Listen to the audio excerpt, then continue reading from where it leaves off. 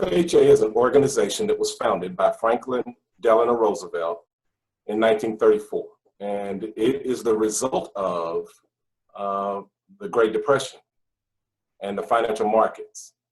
Prior to 1934, the maximum loan amounts were 60% loan value, large down payments.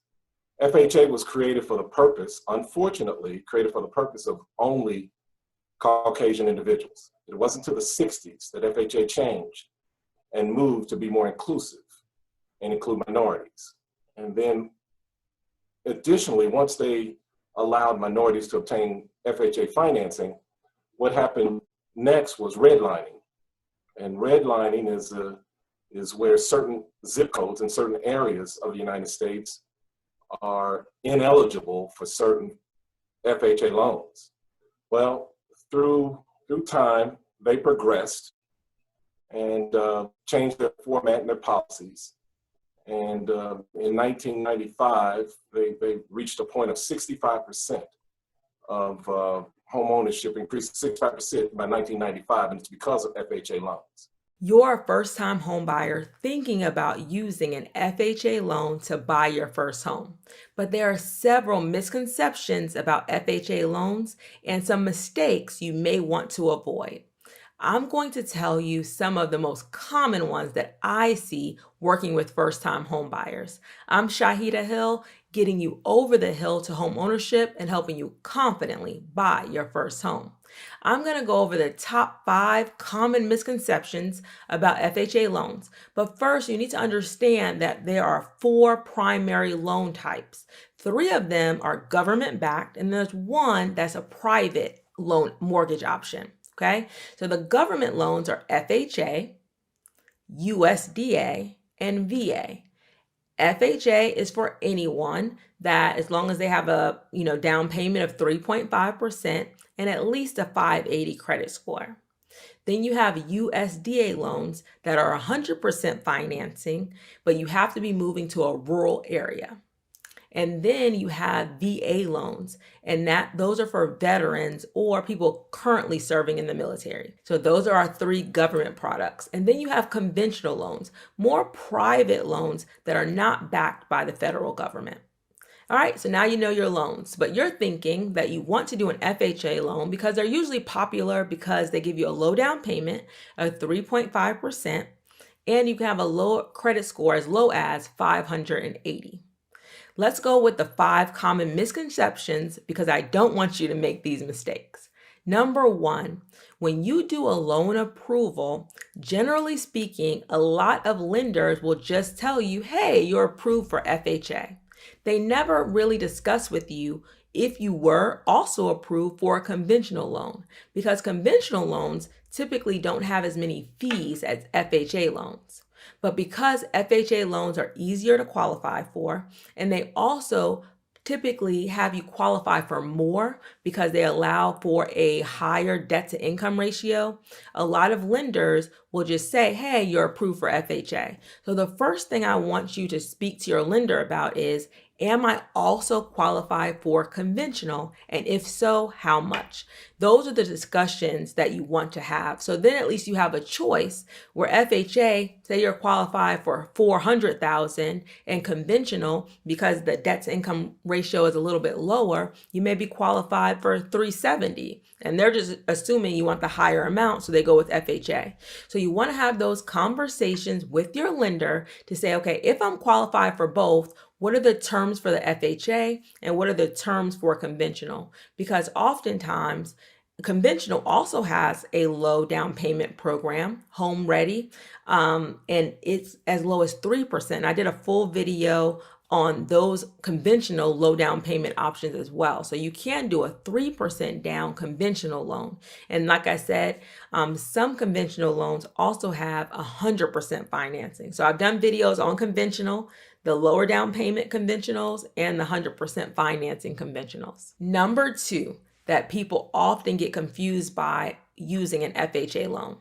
So FHA loan sets a minimum guideline. For example, they're going to say minimum credit score 580. However, each bank gets to choose their own minimum. So if FHA says the minimum, will back is a 580, ABC National Bank could say our minimum is 620.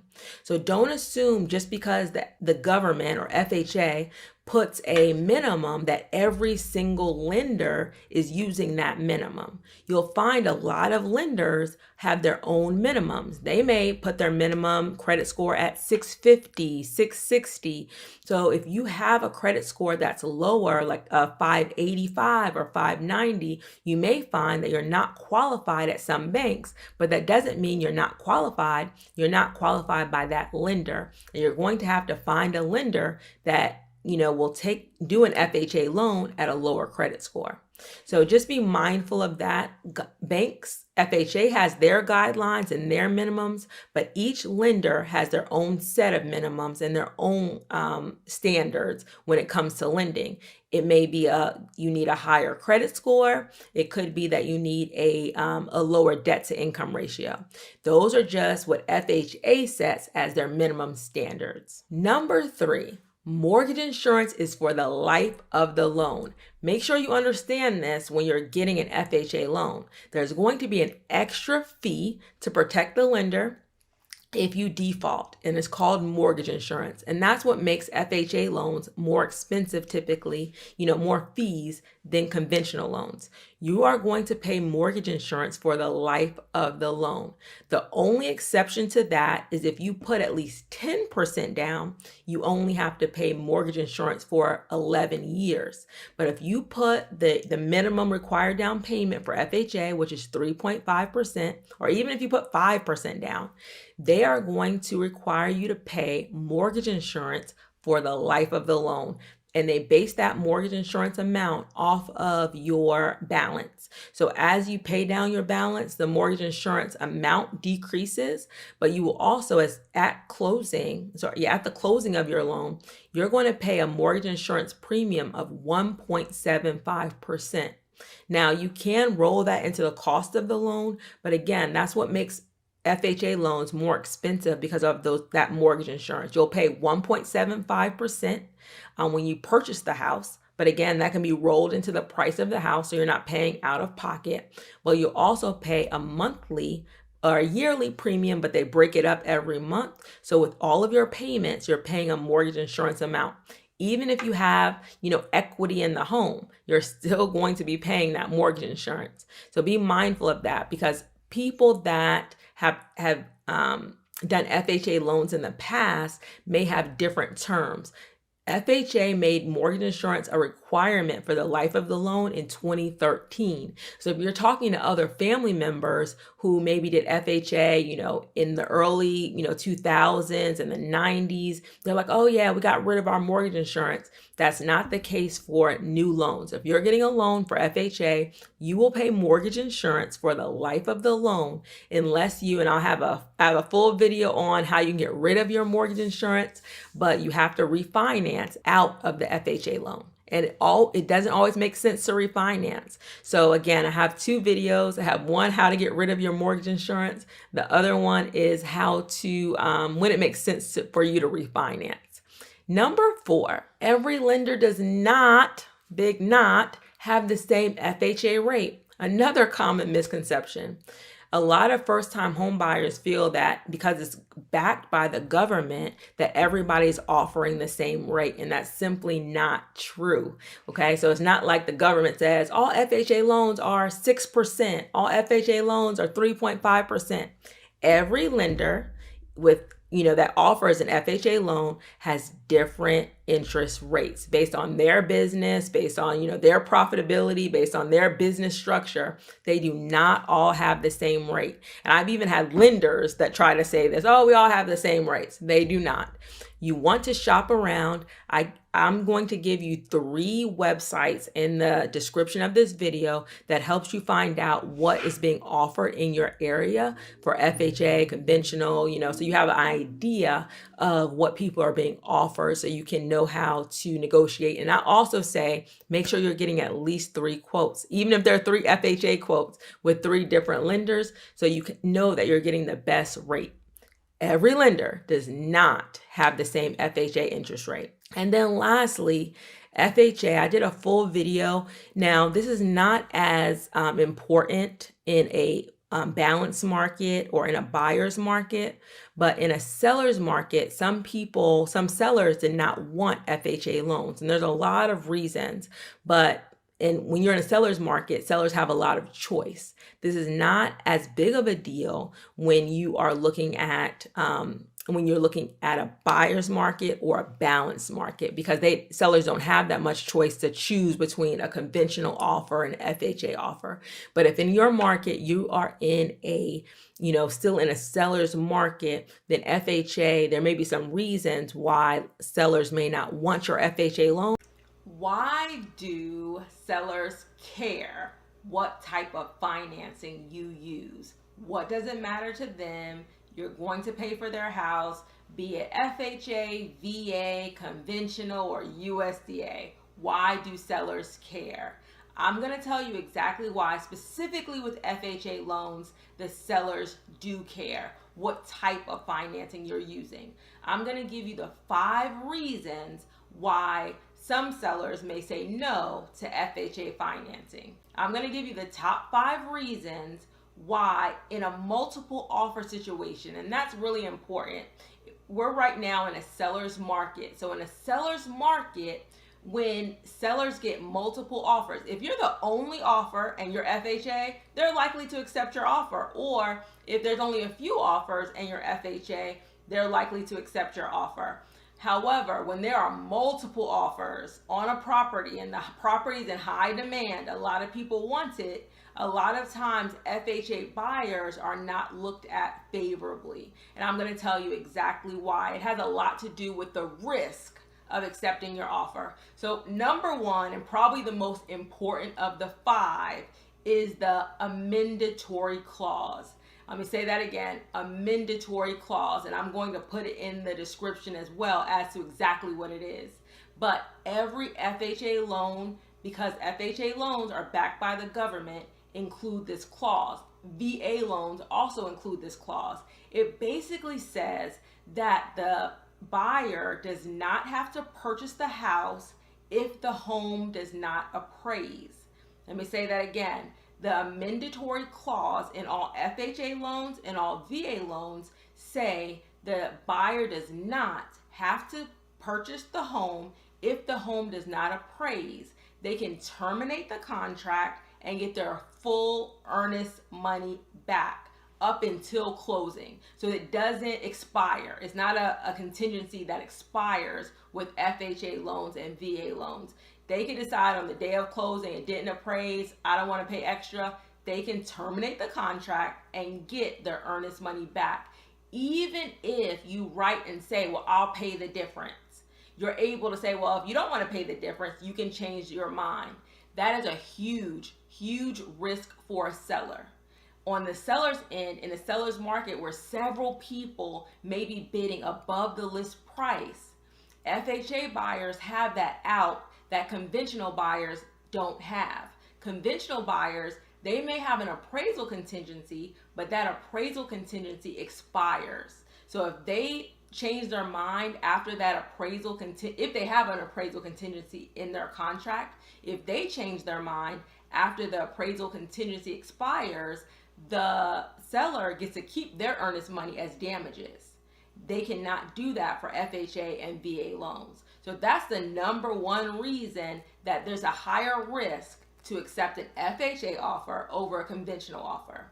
Let's go to number 2, the 90-day rule. I know if you're an FHA buyer, you might have seen homes on sale, especially that investors have recently flipped, that companies like Open Door or OfferPad or Zillow have bought homes and put them back on the market. A lot of them are not eligible for FHA financing because FHA has a 90-day rule that the seller has had to own the property for at least 90 days before they can sell it to somebody else, before they can sell it to an FHA buyer. They have to have owned it for 90 days, and that FHA buyer cannot make an offer on that property until day 91. So it takes you out of the market for some of those homes that have been recently flipped, that you cannot purchase them until those 90 days have gone. Okay, that's number 2. Number 3, FHA required repairs. Now, to me, in my experience, they have not asked for really serious things on homes that were in decent condition. If a home needs a lot of repairs, like a rehab, it's probably not going to be FHA eligible. But in other homes where the home is in reasonably good condition, FHA will ask them to fix some things that maybe a conventional loan will not have to have them repair before closing. So some sellers are scared, depending on the condition of their property, that FHA is going to require repairs as you know, and they're going to tie that into the appraisal, basically saying that you have to fix this in order for the appraisal to be, you know, approved. You have to go ahead and fix these things first. So there are some FHA required repairs that some sellers may try to avoid. But for a lot of my first time home buyers, we're not looking at homes that need a lot of repairs because, you know, you don't, as a first time home buyer, you don't want to get into a situation where a property needs a lot of repairs. Okay, that's number 3.